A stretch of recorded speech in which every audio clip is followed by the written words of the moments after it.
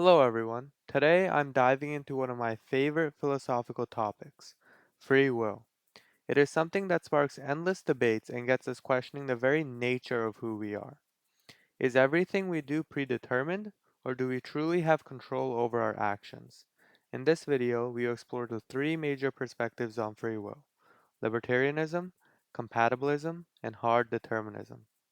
By the end, we will uncover the practicality of these views. Let's jump in.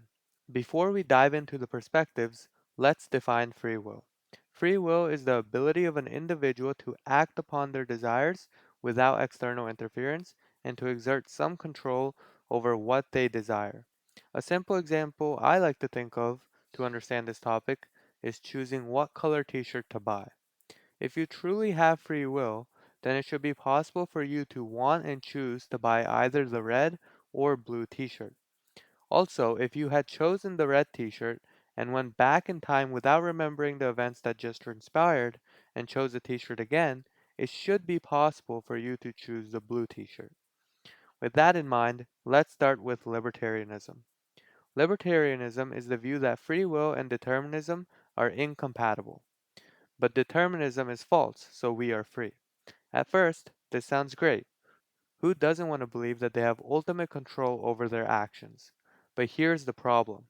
Our actions, traits, and thoughts are completely influenced by factors outside of our control.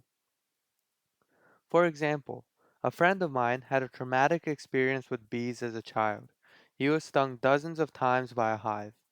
Now, as an adult, he is still terrified of bees. Did he choose to be scared? Of course not. His fear is a result of past experiences, something completely outside of his control. The same goes for genetics. Studies show that genetics play a significant role in shaping our personalities, which in turn influence how we act. If our personality is partly determined by our genes, then so are many of our actions. Libertarians also hold that free will cannot exist alongside determinism, but determinism is clearly present in how we develop and behave. Because of this, libertarianism contradicts itself. It relies on free will existing while denying the very forces that shape our choices. Next is compatibilism, which tries to reconcile free will with determinism and claim it is possible to have free will in a deterministic world. According to compatibilism, you are free if you, number one, desire to do something and you can do it, and number two, there are no constraints preventing you from doing it. While this sounds reasonable, I have two issues with it. First, it dodges the deeper question of agency. When people talk about free will, they're usually referring to something beyond the brain, like a conscious agent pulling the strings. Compatibilism avoids this entirely. Second, even with this redefinition, you do not escape causality. The origin of these desires is important, and most would agree that they stem from your brain. However, your brain is just shaped by genetics and the environment.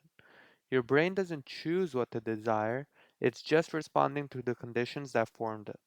And if your brain is not free, then neither are your desires. So even under this definition, free will still does not exist in the deeper sense we're looking for.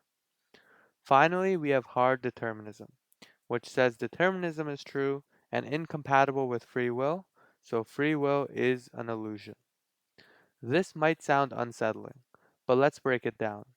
The reason for the illusion is our sense of self.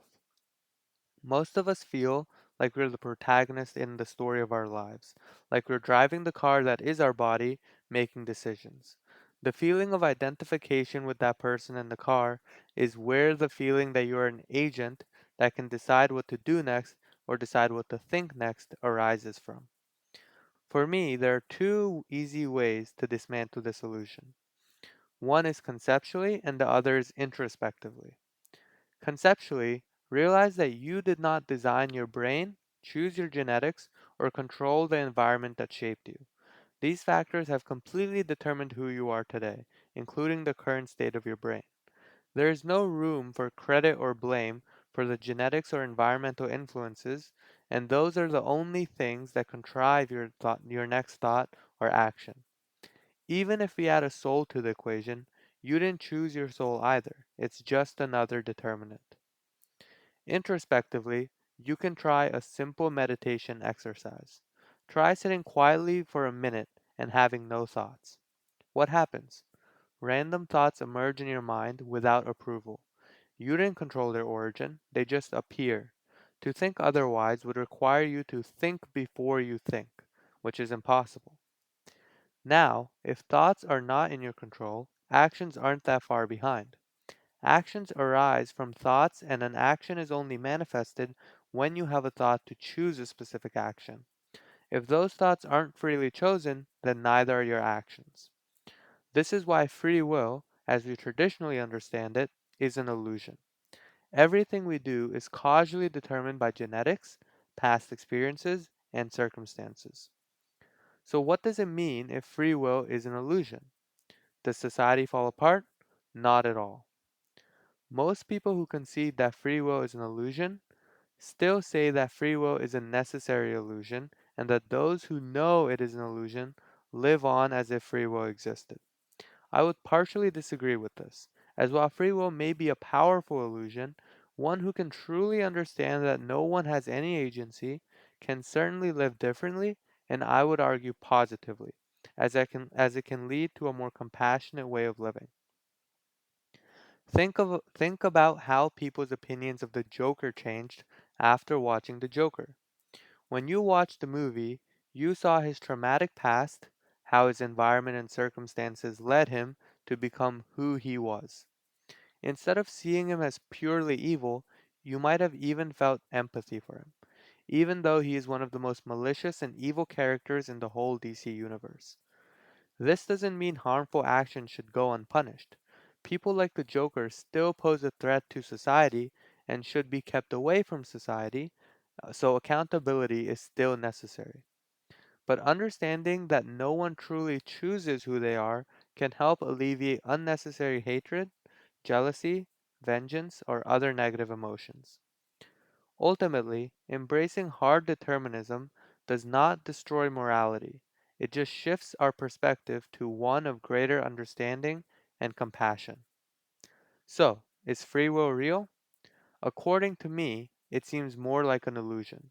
But acknowledging that can inspire empathy and a deeper understanding for the people around us.